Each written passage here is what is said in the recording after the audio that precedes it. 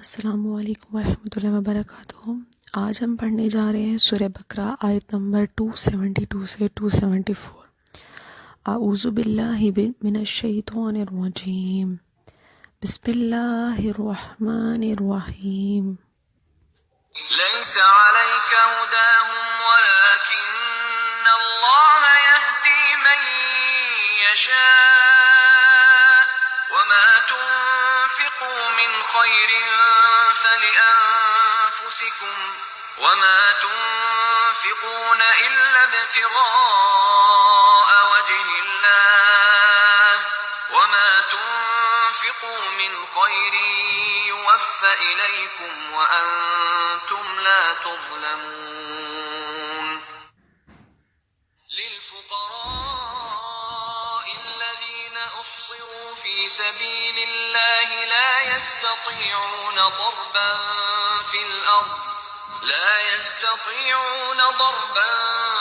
في الأرض يحسبهم الجاهل أغنياء من التعفف تعرفهم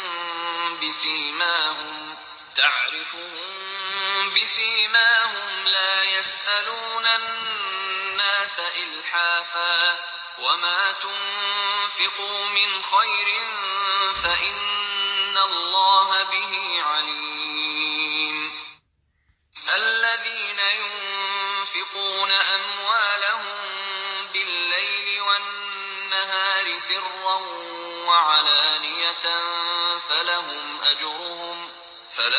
أجرهم عند ربهم ولا خوف عليهم ولا هم يحزنون۔ آیت نمبر 272 کا ترجمہ پڑھتے ہیں۔ ترجمہ: لوگوں کو ہدایت دے دینا تم پر لازم نہیں، ہاں اللہ جسے چاہتا ہے ہدایت دے دیتا ہے، اور تم جو اچھی چیز خرچ کرو تو وہ تمہارے لیے ہی فائدہ مند ہے، اور تم اللہ کی خوشنودی چاہنے کے لیے ہی خرچ کرو، اور جو مال تم خرچ کرو گے وہ تمہیں پورا پورا دیا جائے گا، اور تم پر کوئی زیادتی نہیں کی جائے گی۔ شان نزول اس آیت کا اس طرح سے ہے کہ چند روایات ہیں اس کے حوالے سے۔ پہلی یہ کہ حضرت اسماء بنت ابی بکر کی والدہ اور ان کی دادی حضرت اسماء کے پاس کچھ حاجت لے کر آئیں، مگر یہ دونوں چونکہ مشرکہ تھیں تو آپ نے فرمایا کہ میں حضور کی اجازت کے بغیر تمہیں کچھ نہیں دے سکتی، کیونکہ تم بے دین ہو۔ بارگاہ نبی صلی اللہ علیہ وسلم میں حاضر ہوئیں، تب یہ آیت کریمہ نازل ہوئی، اور حضور نے انہیں مشرکہ ماں اور دادی پر صدقہ کرنے کا حکم دیا۔ دوسری روایت ہے کہ بعض انصار کا یہود بنی نذیر اور بنی قریظہ سے قرابت تھی، انصار انہیں اپنی خیرات نہ دیتے تھے اور کہتے تھے کہ تم جب تک مسلمان نہیں ہو جاؤ گے تب تک ہماری خیرات کے مستحق نہیں ہوگے۔ تیسرا یہ کہ اسلام سے پہلے مسلمانوں کے یہود رشتہ دار تھے، اب اس وجہ سے وہ ان کے ساتھ سلوک کیا کرتے تھے۔ مسلمان ہونے کے بعد انہیں یہودیوں کے ساتھ سلوک کرنا ناگوار گزرتا تھا، اور انہوں نے ان سے ہاتھ روک لیا تھا تاکہ یہ بھی یہود جو ہے وہ اسلام کی طرف مائل ہو جائیں۔ تب یہ آیت کریمہ نازل ہوئی۔ غرض یہ کہ یہ جو آیت ہے یہ کفار اہل قرابت کے ساتھ سلوک کرنے کے لیے نازل ہوئی ہے۔ تفسیر اس آیت کی ہے کہ ارشاد فرمایا جا رہا ہے کہ تم جو خرچ کرتے ہو اس کا فائدہ تمہیں ہی ہوگا، کہ دنیا میں مال میں برکت ہوگی اور آخرت میں ثواب کا ذخیرہ ہوگا، لہٰذا جب اس میں تمہارا ہی فائدہ ہے تو جس پر خرچ کرتے ہو اس پر احسان نہ جتاؤ، بلکہ صرف اللہ تعالیٰ کی رضا اور خوشنودی کے لیے خرچ کیا کرو، اور ایک ذرا برابر دنیاوی نفع حاصل کرنے کی تمنا نہ کرو۔ اخلاص سے کیے گئے عمل کا ایک ذرہ بھی ضائع نہیں ہوگا، بلکہ بارگاہ الہی سے برابر کا صلہ ضرور دیا جائے گا۔ یعنی کہ اے مسلمانوں، تم اسلام پھیلانے کے لیے صدقات رکنے کی تدبیر کیوں اختیار کرتے ہو؟ تم کو کفار پر ہدایت دے دینا واجب نہیں۔ یا پھر اے نبی صلی اللہ علیہ وسلم، آپ تبلیغ دین کے لیے کفار سے خیرات روکنے کا طریقہ اختیار نہ فرمائیں، آپ پر یہ واجب نہیں، یہ مطلب اللہ کے ذمہ ہدایت دینا ہے، انہیں راہ دینا، یعنی لوگوں کو ہدایت دے دینا آپ پر لازم نہیں، ہاں اللہ جسے چاہتا ہے ہدایت دے دیتا ہے۔ آپ کا فرض صرف احکام پہنچا دینا ہے، اس سے زیادہ مشقت کیوں کرتے ہیں؟ ہدایت تو اللہ کے قبضے میں ہے، جسے چاہے دے دے، جس کے نصیب میں ہدایت ہے وہ بہرحال مسلمان ہو جائے گا، خواہ سے صدقہ ملے یا نہ ملے۔ اور اے مسلمانوں، تم جو کچھ خیرات کرتے ہو اپنے لیے کرتے ہو، نہ کہ فقراء کے لیے۔ تمہیں ان کے کفر اور ایمان سے کیا بحث؟ تم صرف رضائے الہی کے لیے صدقہ دیا کرو۔ لینے والا خواہ کوئی بھی ہو، کافر ہو یا مومن، تم یقین رکھو کہ جو کچھ صدقے دل سے خیرات کرو گے تمہیں اس کا بدلہ پورا دیا جائے گا، کہ دنیا میں تمہارے مال میں برکت ہوگی اور آخرت میں بے شمار ثواب، اور تم پر کسی قسم کا ظلم بھی نہ ہوگا، اور نہ تمہیں کوئی نقصان پہنچایا جائے گا کہ تمہارا ثواب کم کر دیا جائے۔ ثواب کا دار و مدار اخلاص پر ہے، نہ کہ فقیر کے، مومن یا کافر ہونے پر۔ اب فائدے جو اس آیت سے حاصل ہوئے ہیں، پہلا یہ کہ کافر اہل قرابت کے ساتھ بھی اچھا سلوک کرنا بہت ضروری ہے۔ کفر سے رشتہ نہیں ٹوٹ جاتا، یعنی جو نسبی رشتہ ہوتا ہے، کفر کی وجہ سے بیٹا باپ سے یا باپ ماں والدین، ان سے رشتہ نہیں ٹوٹ جاتا۔ رہا رشتہ زوجیہ تو وہ کفر سے ٹوٹ جاتا ہے کہ اگر زوجین میں سے کوئی جو ہے وہ مسلمان نہیں ہے تو اور دوسرا کافر ہے تو ان کا آپس میں جو نکاح ہے وہ ٹوٹ جائے گا۔ دوسرا یہ کہ جو کفار ہیں ان کو صدقہ نفلی دینا جائز ہے، نفلی صدقہ دینا جائز ہے، لیکن جو فرضی صدقہ ہے جیسے زکوٰۃ ہے وہ دینا جائز نہیں ہے۔ اس کے مصارف دیکھنے ہوں گے، اس میں مسلمان کو دیا جائے زکوٰۃ۔ پھر ایک اور بات اس آیت سے معلوم ہوتی ہے کہ صحابہ کرام کے صدقات، خیرات اخلاص پر مبنی تھے۔ وہ حضرات ریاکاری، نام و نمود، دکھاوے سے بالکل پاک صاف تھے۔ جیسے یہاں اللہ تعالیٰ نے ان سے خطاب کر کے فرمایا کہ ہم گواہ ہیں کہ تم لوگ رضائے الہی کی تلاش میں مال خرچ کرتے ہو، بلکہ جن لوگوں نے انہیں ریاکار کہا ان خبیثوں پر سخت عذاب ہوا۔ جیسے سورہ توبہ کی آیت ہے، آیت نمبر 58 ہے، سورہ توبہ کی آیت نمبر 80 ہے، جس میں اللہ پاک فرما رہا ہے کہ آپ ان کے لیے 70 بار دعائے مغفرت کریں، ہم تو انہیں نہ بخشیں گے اس لیے کہ وہ دشمن صحابہ ہیں۔ پھر اگلی آیت، آیت نمبر 273، ان فقیروں کے لیے جو اللہ کے راستے میں روک دیے گئے، وہ زمین میں چل پھر نہیں سکتے، ناواقف انہیں سوال کرنے سے بچنے کی وجہ سے مالدار سمجھتے ہیں، تم انہیں ان کی علامات سے پہچان لوگے، وہ لوگوں سے لپٹ کر سوال نہیں کرتے، اور تم جو خیرات کرو اللہ اسے جانتا ہے۔ اب پچھلی جو آیت پڑھی ہے ہم نے، اس میں صدقات کے عارضی مستحقین کا ذکر تھا، اب اس کے اصلی مستحقین کا بیان ہے، کیونکہ کافر فقیر خاص مصیبت میں خیرات کا مستحق ہے، ورنہ مسلمانوں کے صدقہ کا اصلی مستحق مسلمان فقیر ہی ہے۔ شان نزول اس آیت کا ہے کہ مسجد نبوی کے پاس ایک چبوترا تھا جہاں 400-500 فقراء مہاجرین رہتے تھے، جن کے پاس نہ گھر تھا، نہ دنیاوی سامان، نہ کوئی کاروبار، ہمیشہ مسجد میں ہی حاضر رہتے تھے۔ دن میں روزہ، تلاوت قرآن پاک، اور رات میں شب بیداری، ہر جہاد میں لشکر اسلام کے ساتھ جانا ان کا کام تھا۔ انہیں اصحاب صفہ کہتے ہیں، یعنی چبوترے پر رہنے والے۔ نہ ان حضرات کی شادی ہوئی تھی، نہ ان کا یہاں کنبہ اور قبیلہ تھا۔ ان کی غریبی کا یہ حال تھا کہ ان میں سے 70 کے پاس ستر پوشی کے لیے پورا کپڑا بھی نہ تھا۔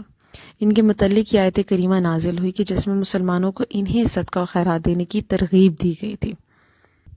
ایک بار حضور صلی اللہ علیہ وسلم ان کے پاس تشریف فرما ہوئے، ان کی سخت فقیری اور بھوک کی شدت ملاحظہ فرما کر ارشاد فرمایا کہ اے صفا والو، میری امت میں سے جو تمہاری طرح صابر اور شاکر اور پرہیزگار ہوگا وہ قیامت پہ میرا رفیق ہوگا۔ تفسیر اس آیت کی کہ صدقے کا اصل حقدار ان فقیروں کا ہے جو رائے الہی میں مقید ہو گئے ہیں اور دین کی خدمت میں ایسے مشغول ہو گئے ہیں کہ اس کی وجہ سے طلب معاش کے لیے زمین میں نقل و حرکت کی طاقت نہیں رکھتے، اور یا طاقت رکھنے کے باوجود اسے اختیار نہیں کرتے، کیونکہ انہیں اندیشہ ہوتا ہے کہ اگر یہ طلب معاش میں مشغول ہو جائیں گے تو دینی کام بند ہو جائیں گے۔ اس کے ساتھ ساتھ ہی سوال سے بالکل دور ہوتے ہیں، یعنی کسی کے آگے ہاتھ نہیں پھیلاتے۔ انہی حضرات کی صف میں وہ مشائخ اور علماء اور طلباء اور مبلغین خادمین دین داخل ہیں کہ جو دینی کاموں میں مشغولیت کی وجہ سے کمانے کی فرصت نہیں پاتے. یہ لوگ اپنی عزت اور وقار اور مروت کی وجہ سے لوگوں سے سوال بھی نہیں کر پاتے.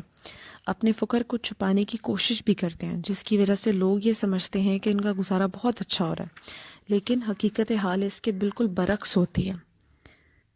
ان کے لیے کہا جا رہا ہے کہ ان کو ان کی علامات سے پہچانو، یعنی کہ ان کے مزاج میں تواضع و انکساری ہوگی، بھوک سے ان کے رنگ زرد ہوں گے. درس یہ دیا جا رہا ہے کہ ہمارے ہاں دین کے اس طرح کے خادمین کی کمی نہیں ہے، اور ان کی غربت اور محتاجی کے باوجود انہیں مالدار سمجھنے والے ناواقفوں اور جاہلوں کی بھی کمی نہیں ہے. شاید ہمارے زمانے کا سب سے مظلوم طبقہ بھی یہی ہوتا ہے. اس چیز کا اندازہ اس بات سے لگایا جا سکتا ہے کہ لوگ اپنے بچوں کو عالم اس لیے نہیں بناتے کہ یہ کھائیں گے کہاں سے. جب اس بات کا علم ہے تو یہ بھی تو سوچنا چاہیے کہ جو علماء اور خادمین دین موجود ہیں وہ کیسے گزارا کر رہے ہوں گے. اصحاب صفا کی حالت پر مذکورہ آیت مبارکہ کا نزول صرف کوئی تاریخی واقعہ بیان کرنے کے لیے نہیں ہے، بلکہ ہمیں سمجھانے، نصیحت کرنے اور ترغیب دینے کے لیے ہے. علماء اور مبلغین کی گھروں کی پریشانیاں ختم کر دیں، پھر دیکھیں کہ دین کا کام کیسی تیزی سے ہوتا ہے. فائدے جو اس آیت سے حاصل ہے، پہلا یہ کہ زندگی ہر شخص کی گزرتی ہی ہے، مگر بہترین زندگی وہ ہے جو رب تعالیٰ کے لیے وقف ہو جائے، کہ وہ شخص جو بھی کام کرے نفس کے لیے نہیں کرے بلکہ اللہ تعالیٰ کے لیے کرے. جیسے اللہ تعالیٰ نے ان لوگوں کے لیے صدقات کا حکم خصوصی طور پہ دیا جو اپنی زندگی اللہ تعالیٰ کے لیے وقف کر چکے ہیں. جیسے ایک زمین ہے، یہ زمین جو ہے وہ اللہ تعالیٰ کے لیے وقف ہے، تو مسجد بن جائے تو اس کی عظمت اور زیادہ بڑھ جاتی ہے. اسی طرح اصحاب کہف کے کتے نے اپنی زندگی اللہ کے پیاروں کی خدمت کے لیے وقف کر دی، تو اس سے حیات جاودانی ملی. تو زمین اور ناپاک کتا اس وقف زندگی کی وجہ سے شان والا ہو سکتا ہے، تو اگر انسان اپنی زندگی وقف کر دے اللہ کے لیے تو انشاءاللہ فرشتوں سے بھی افضل ہو جائے گا. دوسرا یہ کہ بمقابلہ عام فقراء کے غریب علماء، دینی طلباء، مدرسوں یا وہاں پہ پڑھنے والے بچوں، ان کو خیرات دینا یہ زیادہ افضل ہے، جنہوں نے اپنے آپ کو دینی خدمت کے لیے وقف کر دیا. اگر ان کی خدمت نہ کی گئی اور یہ طلب معاش کے لیے مجبور ہو گئے تو پھر دین کا سخت نقصان ہوگا. صوفیانہ تفسیر اس آیت کی اس طرح سے ہے کہ صوفیہ کرام فرماتے ہیں کہ مال اللہ تعالیٰ کا ہے اور فقراء اللہ کے عیال ہیں. جو اس کا مال اس کے عیال پر خرچ نہ کرے تو اس پر وبال آئے گا اور رب تعالیٰ کو اس کی پرواہ بھی نہ ہوگی. لطف یہ ہے کہ ان فقراء نے رب سے مانگا اور رب نے ہم سے فرمایا کہ جاؤ انہیں دے کر آؤ. صوفیہ کرام فرماتے ہیں کہ سبیل اللہ دو ہیں، ایک تو کھلا ہوا واضح اور صاف راستہ جسے شریعت کہتے ہیں، دوسرا چھپا ہوا بیچ دار راستہ یعنی گلی در گلی جسے طریقت کہا جاتا ہے. علماء نے تو اپنے آپ کو شریعت کے لیے وقف کر دیا ہے کہ عام لوگوں کو اس پر چلائیں. صوفیاء نے اپنے آپ کو طریقت کے لیے وقف کر دیا ہے کہ خواص کو ان گلی کوچوں سے واقف کرا دیں. دونوں جماعتیں مدد فی سبیل اللہ میں شامل ہیں. دونوں جماعتیں دینی خدمات کے باعث سفر و کمائی کے قابل نہ رہی. جو مال ان کی خدمات میں خرچ ہوگا تو وہ اچھے راہ میں گیا. پھر اگلی آیت ہے 274 ترجمہ. وہ لوگ جو رات میں اور دن میں پوشیدہ اور اعلانیہ اپنے مال خیرات کرتے ہیں، ان کے لیے ان کا اجر ان کے رب کے پاس ہے. ان پر نہ کوئی خوف ہوگا نہ وہ غمگین ہوں گے.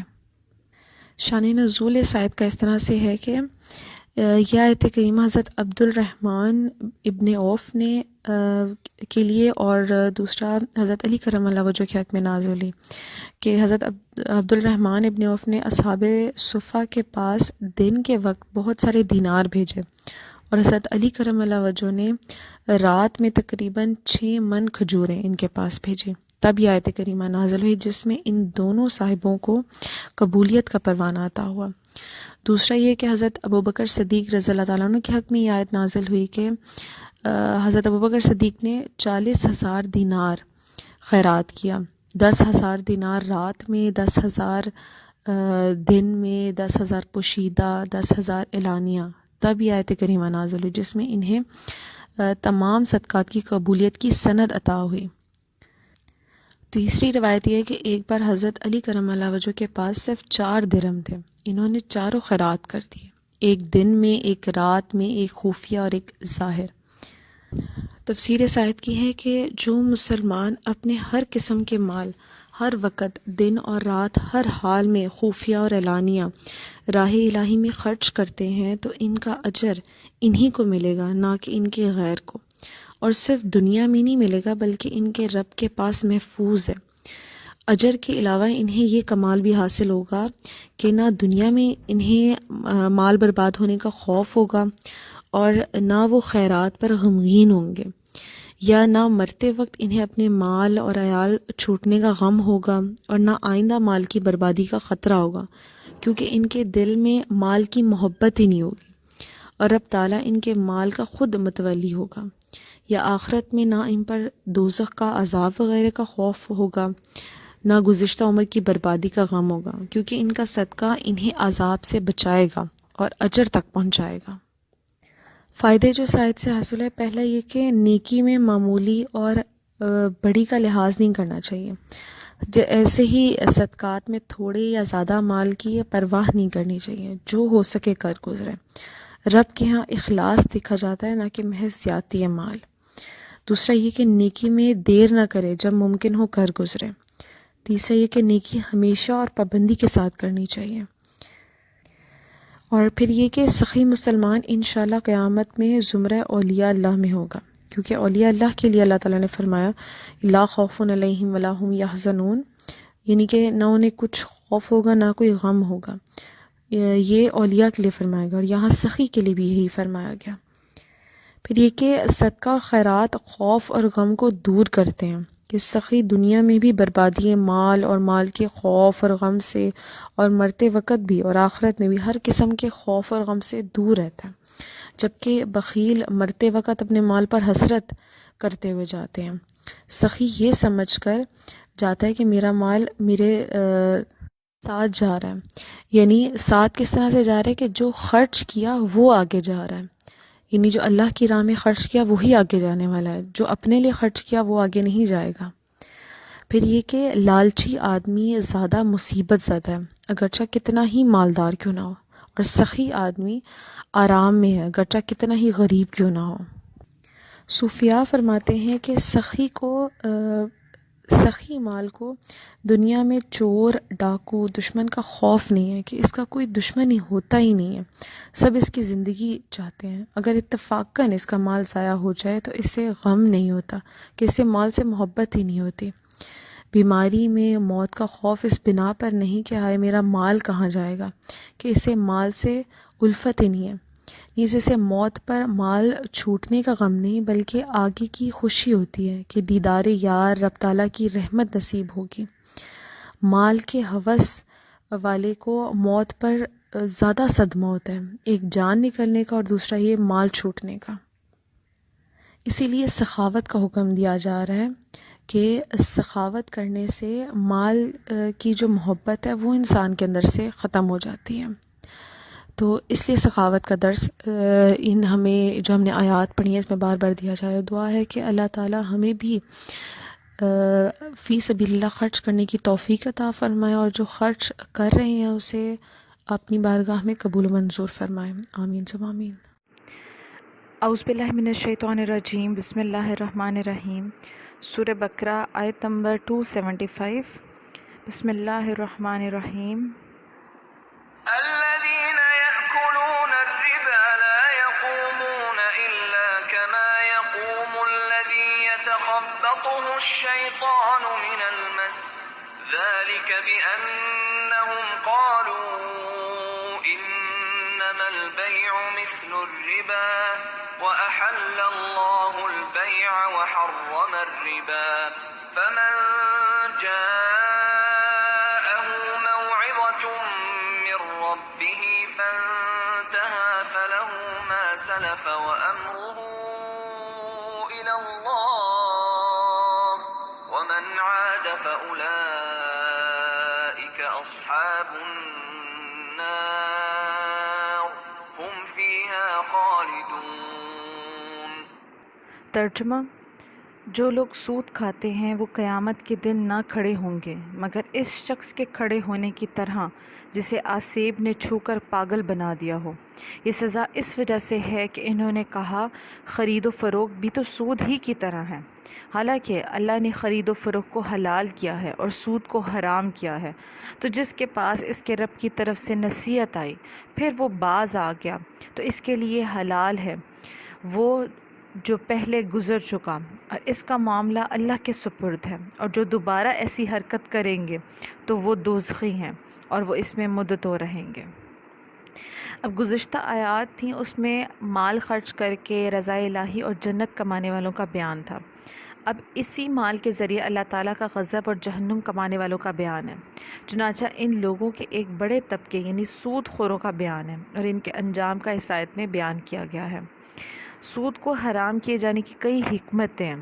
سود کو حرام فرمانے میں بہت سی حکمتیں بیان کی جاتی ہیں تفسیر میں۔ اس میں سے بعض یہ ہیں کہ سود میں جو زیادتی لی جاتی ہے، یعنی کہ جو زیادہ مال جو لیا جاتا ہے وہ مالی معاوضے والی چیزوں میں بغیر کسی عوض کے مال لیا جاتا ہے، اور یہ سری ناانصافی ہے۔ یعنی جیسے قرض پہ جو سود لیے یا دیے جاتے ہیں، اب اس میں جس نے قرضہ لیا بالفرض اگر اس نے 100 روپے قرضہ لیا تو جب اس کو واپس کرنا پڑے گا سود پہ قرضہ تو اس کو 130 روپے بالفرض اس کو واپس کرنے، تو وہ جو 30 روپے اس کو اوپر سے دینے پڑ رہے ہیں اور وہ بغیر کسی عوض کے ہیں، بغیر کسی وجہ کے ہیں، کسی فائدے کے نہیں ہے، کچھ بھی نہیں ہے ایسا معاملہ، وہ جو مال لیا جا رہا ہے وہ سود کہلاتا ہے، وہ سود کے زمرے میں آئے گا۔ تو یہ ناانصافی والی بات آ جاتی ہے کہ آپ نے اگر کسی سے قرضہ لیا ہے تو آپ کو پیسے بھی اتنے ہی واپس کرنے چاہیے جتنے آپ نے اس سے لیے تھے، لیکن آپ کو اس سے زیادہ کیوں دینا پڑ رہا ہے؟ تو یہ جو ہے وہ اس کو کہا جا رہا ہے کہ یہ ناانصافی والی بات ہے۔ پھر سود کی حرمت میں دوسری حکمت یہ ہے کہ سود کا رواج تجارت کو خراب کر دیتا ہے، کہ سود خور کو بے محنت مال کا حاصل ہونا تجارت کی مشقتوں اور خطروں سے کہیں زیادہ آسان معلوم ہو جاتا ہے، اور تجارتوں کی کمی انسانی معاشرت کو نقصان پہنچاتی ہے۔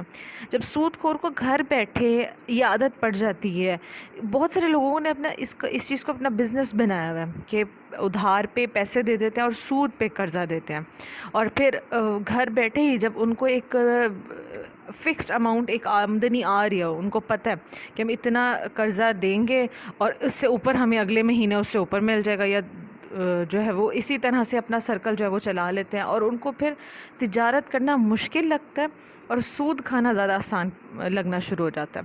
اور جب تجارت ہی ختم ہو جائے گی، جب ایک لین دین اور یہ سارا ہمارا معاشرے میں یہ چیزیں ختم ہو جائیں گی اور سودی نظام زیادہ بڑھ جائے گا تو پھر وہ ہماری معیشت کو بھی اس سے بہت نقصان پہنچے گا۔ تیسری حکمت یہ ہے کہ سود کے رواج سے باہمی محبت کے سلوک کو نقصان پہنچتا ہے۔ اب جب آدمی سود کا عادی ہو جاتا ہے تو وہ کسی کو قرض حسنہ سے امداد پہنچانا گوارا نہیں کرتا۔ وہ کہتا ہے کہ جب میں کسی کو قرضہ دوں تو پھر میں اس سے کماؤں کیوں نہ، میں اس سے فائدہ کیوں نہ اٹھاؤں، میں مطلب مفت میں کسی کو کیوں پیسے دوں، مجھے بھی تو اس سے کوئی فائدہ پہنچنا چاہیے۔ تو اس سے ایک انسان کی جو انسانیت کے تعلقات، آپس میں پیار محبت والے تعلقات، وہ بھی خراب ہو جاتے ہیں۔ چوتھی حکمت یہ ہے کہ سود سے انسان کی طبیعت میں درندوں سے زیادہ بے رحمی پیدا ہو جاتی ہے، اور سود خور اپنے مقروض کی تباہی اور بربادی کا خواہش مند ہو جاتا ہے۔ اس کے علاوہ بھی سود میں بہت بڑے بڑے نقصانات ہیں، اور شریعت کی سود سے ممانعت عین حکمت ہے، یعنی دنیاوی حوالے سے بھی شریعت نے اگر جس چیز سے منع کیا تو دنیاوی حوالے سے بھی اس کے 100% بہت سارے نقصانات ہیں، تو اس وجہ سے شریعت نے ہمیں اسے منع کیا۔ مسلم شریف کی حدیث میں ہے کہ رسول اکرم صلی اللہ علیہ وآلہ وسلم نے سود دینے والے، لینے والے اور اس کے کاغذات تیار کرنے والے اور ان کے گواہوں پر لعنت فرمائی ہے، اور فرمایا ہے کہ وہ سب گناہ میں برابر کے شریک ہیں۔ پھر جو اس آیت میں بیان فرمایا کہ سود خور جو وہ قیامت میں ایسے مقبوض الحواس ہوں گے اور ایسے گرتے پڑتے کھڑے ہوں گے کہ جیسے دنیا میں وہ شخص جس پر بھوت سوار ہو. اور کیونکہ سود خور دنیا میں لوگوں کے لیے بھوت بنا ہوا تھا. آج کل سودی قرضہ لینے دینے کا ابتدائی انداز تو بڑا مہذب ہوتا ہے، اچھے اچھے ناموں اور خوش کن ترغیبات سے دیا جاتا ہے، لیکن کچھ ہی عرصے بعد قرض دینے والوں کی خوش اخلاقی، ان کی ملنساری، ان کے چہرے کی مسکراہٹ سب کا سب دور ہو جاتی ہے اور اصل چہرہ بے نقاب ہو جاتا ہے. جو گالیاں دے رہا ہوتا ہے، غنڈے بھیج رہا ہوتا ہے، گھر کے باہر کھڑے ہو کر ذلیل و رسوا کیا جا رہا ہوتا ہے، دکان مکان فیکٹری سب پر قبضہ کر کے فقیر اور کنگال اور محتاج اور مفلس کر کے بے گھر اور بے زر کر رہا ہوتا ہے. سود لینے والا کسی بھی طرح اپنا سود کی رقم جو وہ پوری کرنے کے لیے تیار ہوتا ہے، کیونکہ جب ایک حرام چیز میں انسان جب ایک انٹر ہو جاتا ہے نا، تو پھر اس کو اس چیز کو حاصل کرنے کے لیے ہر جائز اور ناجائز طریقہ اس کو صحیح لگ رہا ہوتا ہے. اس کو یہ نہیں نظر آ رہا ہوتا کہ اس سے اگلے شخص کو کتنا نقصان پہنچ سکتا ہے اور کتنی تکلیف پہنچ سکتی ہے. اب یہاں پہ پھر یہ جو کہا جا رہا ہے کہ یہ جو لوگ کہتے ہیں کہ تجارت تو سود ہی کی طرح ہے، اب یہاں سود خوروں کا وہ شبہ بیان کیا جا رہا ہے جو زمانہ اسلام سے پہلے سے لے کر آج تک یہ چلتا آ رہا ہے. اور وہ یہ آتا ہے کہ تجارت اور سود میں کیا فرق ہے، دونوں ایک جیسے ہی تو ہیں. لوگ ہمارے معاشرے میں یہی ایک بات کی جاتی ہے. تجارت میں کوئی سامان دے کر نفع حاصل کیا جاتا ہے اور سود میں رقم دے کر نفع حاصل کیا جاتا ہے، حالانکہ دونوں میں زمین اور آسمان کا فرق ہے. اب غور کریں کہ تجارت کرنے سے حسن سلوک میں فرق نہیں آتا. آدمی سست اور کاہل اور مشقت سے جی چرانے والا نہیں بن جاتا، اپنے مال کو خطرے پر پیش کرتا ہے.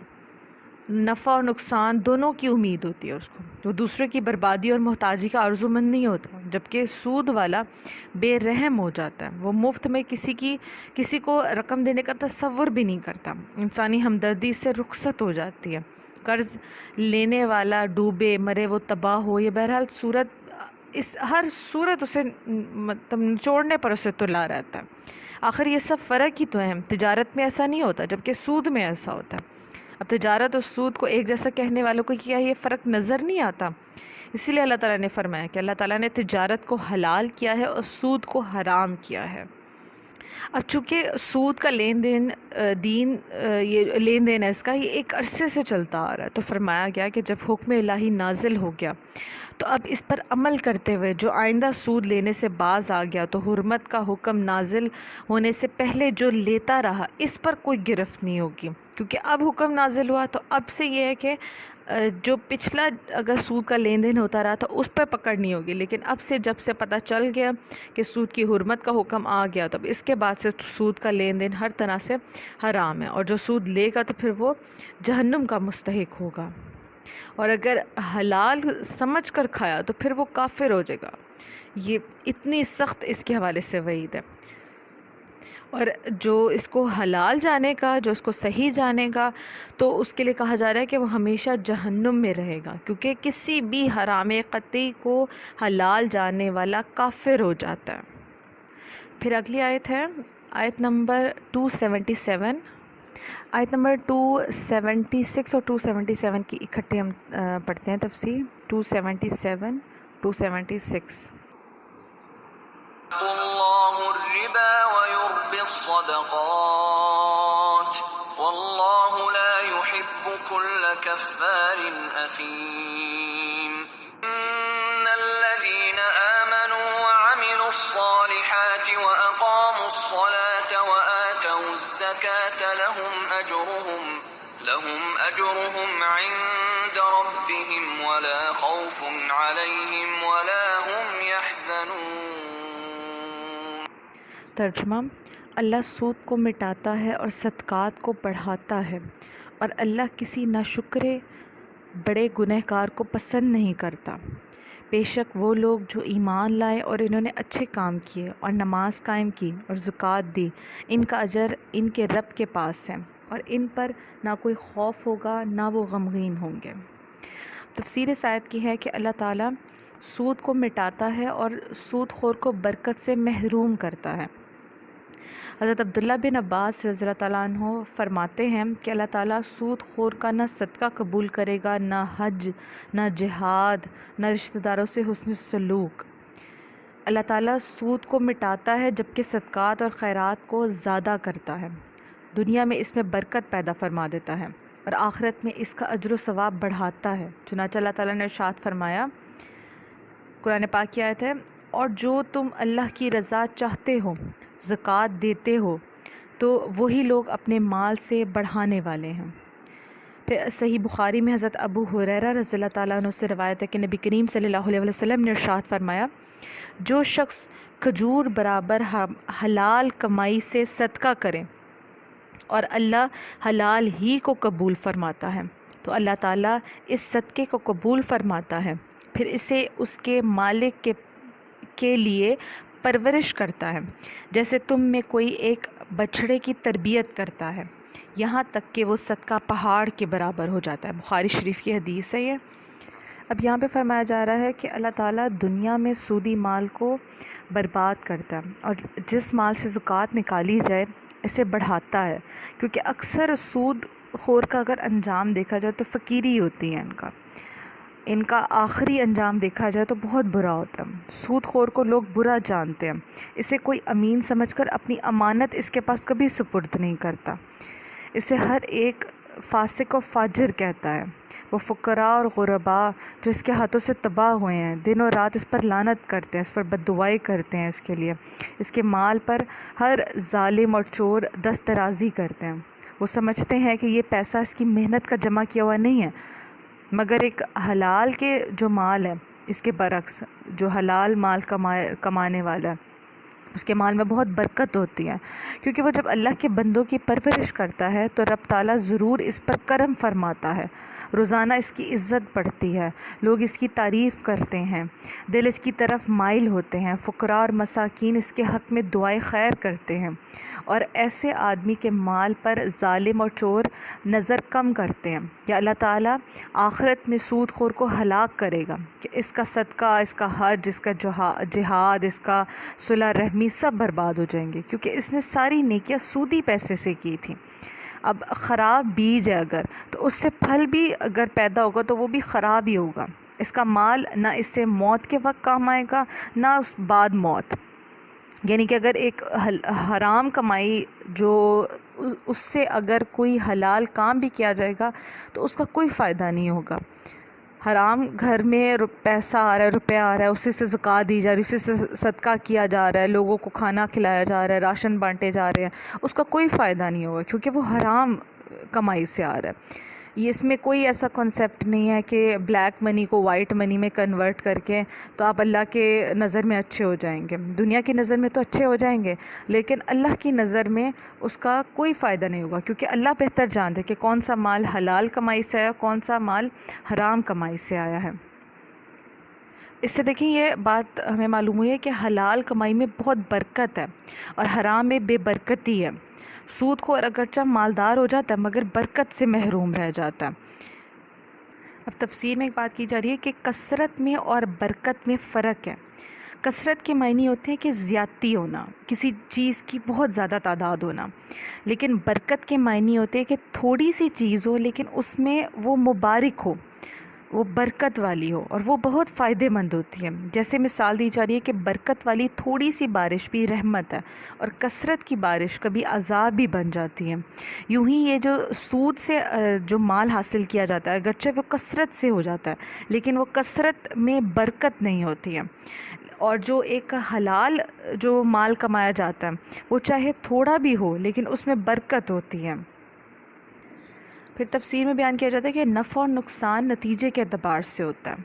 سودی مال چونکہ رب کی مخالفت سے حاصل ہوا ہے لہٰذا اس کا انجام بھی نقصان دہ ہے۔ چونکہ سود خور سارے گناہ کرتا ہے لہٰذا اس کی سزا سب گناہوں سے بڑھ کر ہے، کیونکہ جیسی غذا ویسا ہی نتیجہ۔ حرام غذا سے حرام فعل صادر ہوتے ہیں، مکروہ غذا سے مکروہ فعل صادر ہوتے ہیں، مباح غذا سے مباح افعال جو انسان سے صادر ہوتے ہیں۔